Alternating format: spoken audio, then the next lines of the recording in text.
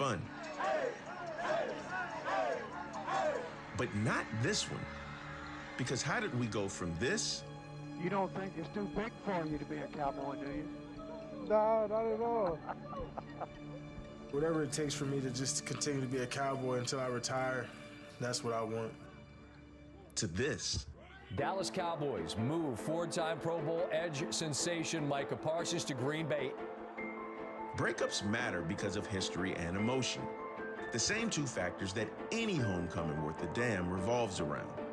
Micah and Jerry have both. If you can get 4 or 5 players for one player, you better consider that. I never even heard from Jerry Jones himself when I even got traded. I haven't talked to Jerry Jones since OTAs. We basically have had Micah for 4 years, and whatever we were doing there in terms of the supporting cast around him and what have you, wasn't working. Takes from behind by Parsons, and a sack, Micah Parsons! When you see my face up against you, hell, up against you, hell. The Parsons Project is underway in Green Bay. I definitely think it's a normal week, but anything personal I don't think really plays a toll in it. That's just going to give the game a little bit more color. But at the end of the day, it's business and it's about getting the win. Once the game starts, who's going to be worried about any trade? I know how these guys play. I know how they want to play. I know the identity that they wanted to create. Jerry's approval rating in Green Bay has never been higher. I have a take for Micah. Yeah, go ahead. Micah is here, the Lombardi is near. He's just so scary. Thank you, Jerry. I would have to believe that Micah would have made a difference up to this point. He certainly is for Green Bay. Jones's decision-making moves the needle like no other force in American sports. For Jones, though, that power makes his latest unpopular risk worth taking. The riverboat gambler on the next card may own the boat, or they may throw him in the river, according to which way that card went. But let me tell you one damn thing. That riverboat gambler knows how to swim. Justin Tinsley with the report. Lindsay Theory leads our coverage for us in Dallas, and obviously the return of Micah is the story there, Lindsay, and we know he didn't have any trouble getting tickets for this one. What can you tell us about that? Well, Greeny, no problem getting tickets because he's got a suite here right behind us. And Micah Parsons learned without reading the fine print, there are no refunds. Micah bought this field-level suite before the season, before he was traded to the Packers, and only after did he learn you do not get your money back. So tonight, this suite will be put to good use by his family and friends, and they will have a very much a front row seat to what's expected to be a lot of fireworks on the field, especially as Parsons faces off against his former quarterback, Dak Prescott. Now, Parsons pursued Prescott countless times in practice, but obviously he could never hit Dak Prescott because he was always wearing the red jersey. Tonight, that is obviously not the case, though. Dak hopes that Parsons still won't be able to get to him, saying he's got to get through my 5 linemen, he's got to get through my tight end and running back, then we'll worry about whether or not he can get to me. Watch for this matchup. Left tackle Tyler Guyton. He tells me that Parsons was instrumental in helping him learn how to play the position a year ago, and he's going to tonight face Parsons using the moves he learned from him, against him. And Greeny, one final note for the Cowboys. They're going to go tonight without CeeDee Lamb, who's still dealing with a high ankle sprain. Obviously a terrible loss for them going into this enormous game. Lindsay, outstanding. And going back to the beginning of that conversation, they're fascinating. When they say no refunds, they really mean it. I mean, you own the suite. We traded you away, but you don't get your money back. So free league, right, NFL. But Randy, to me, this is just an interesting little microcosm of this return, right? Micah Parsons coming back and all the emotions that go with that. But you were very strong telling me last night what you don't want to see from him before this game. One thing you talked about him coming back in that suite. I talked about last night about him bottling his emotions, being able to control himself, keep things under wraps. And, you know, you was with a great fan base in the Cowboys, and now you're with the Green Bay fan base. So I'm just talking for the fan base. One thing they don't want to see, they do not want to see him on the field kissing and hugging and doing all that. Whatever you did in Dallas, you left in Dallas. You're one of the Packers now. So what I say about bottling the emotion, he has to be able to control himself. And one thing about Dak Prescott talking about he has to get through my offensive line, my tight end, my running back to get to me.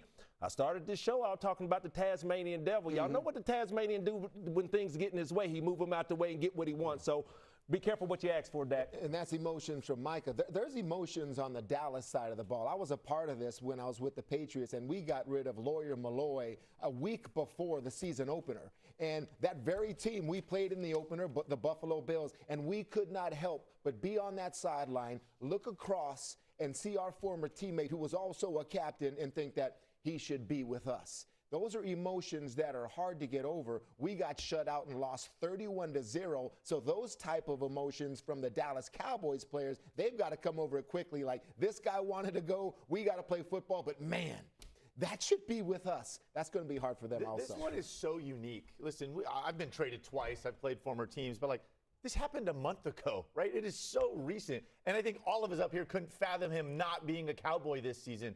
And it was so public and ugly. And this sweet thing is like a microcosm of that. That would piss me off. Are you kidding me? Jerry, you can't sell that to somebody else? Are you kidding me? What are we doing? This Packers defense is for real. And they are going to show it today. I know they got some injuries. This Dallas offense has some injuries, 2 up front, CD Lamb out. It's going to be hard for them to put up some points against this defense. And it's not just Micah. This is the thing. Everybody's better on this defense. Is it a coincidence that Rashawn Gary is leading the NFL in sacks on the other side? Is it weird that these DBs got a lot better all of a sudden? They're squatting on everything, right? They got a lot of confidence. This guy is just such a difference maker. And listen, I think we talked about the emotion all over the place, but I think this Green Bay team wants to go play well for him, right? They got their new teammate. They're coming in there. Everybody likes to beat the Dallas Cowboys. They for sure want to go in there and do this for him. Yeah, absolutely. And it's so funny because, I said it was the worst trade in NFL history, Alex. And you know why? For that reason. He makes everybody better. Yeah. Look at this. Look how sorry Dallas's defense has played.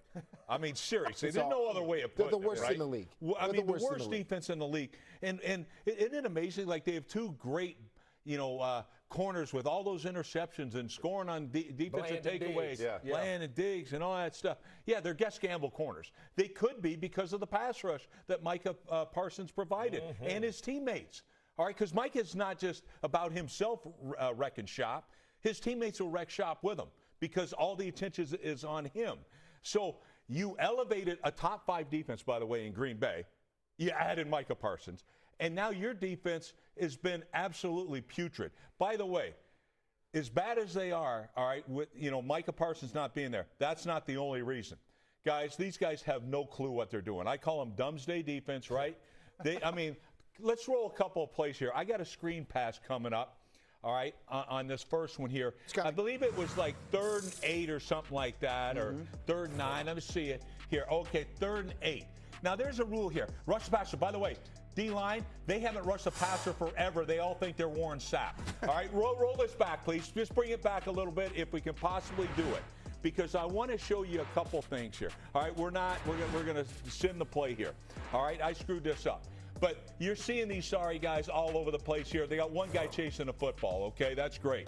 But now watch this one. I thought they were playing with only 10 guys. What coverage is that? What coverage is that? Guy's so wide open, I couldn't tell. I've only been around the game for 100 years. And look, cute little smile on your face, Eberflus. You forgot you weren't with the Bears. You smile because the Bears scored. Oh, no, you're the defensive coordinator. They have no clue. But I got to tell you something. Yeah. The fundamentals are atrocious. And if we could possibly show that screen pass just one more time, because here's why. All right, 3rd and 8. All right. Here it is. Here's something right here. The center, whenever you see the center follow the back, it's a screen. How do you heck not know it? And now, as the play goes down, I'm going to show you something here. See, he cuts them off. Go inside out. How many tackles has the sideline ever missed? That would be 0. Go inside out to the ball. It's just crazy. I hate seeing them. Fundamentally, they're awful, Moss. Real quick, can I get back to Micah Parsons? Because when he went and played the Detroit Lions week 1, everybody wanted to know what was the Green Bay Packers defense going to look like. Well, one thing that it did look like, they moved Parsons in different spots in the front, and that's how the Detroit Lions struggle. Tonight's game, we're just going to run the Micah Parsons sides. No, you're not, because they're going to move Parsons, no different than they did in week 1. So like I said, the Tasmanian Devil is going to be in all types of gaps throughout the 4 quarters. They just have to find that way to get back to that. Dallas is missing 2 starting offensive linemen. Also, this can get ugly. So I expect them to go over the center. To put him over the center and let him do his little basketball shake and bake that you mentioned. If the Cowboys are going to have a chance, listen, with the injuries they have, they got to run the football, right? They got 2 non-starters up front. They got no CeeDee Lamb. And then that defense has got to play a whole lot better if they're going to have a chance in this ball. I'm not sure how much more brutal things could be. Shefty said the trade was a month ago today. When we woke up a month ago today, the 2 best players on the Cowboys were CeeDee Lamb and Micah Parsons. One of them isn't playing. The other one's playing on the other team in tonight's game. So it's a brutal set of circumstances. Meanwhile, the Eagles getting set to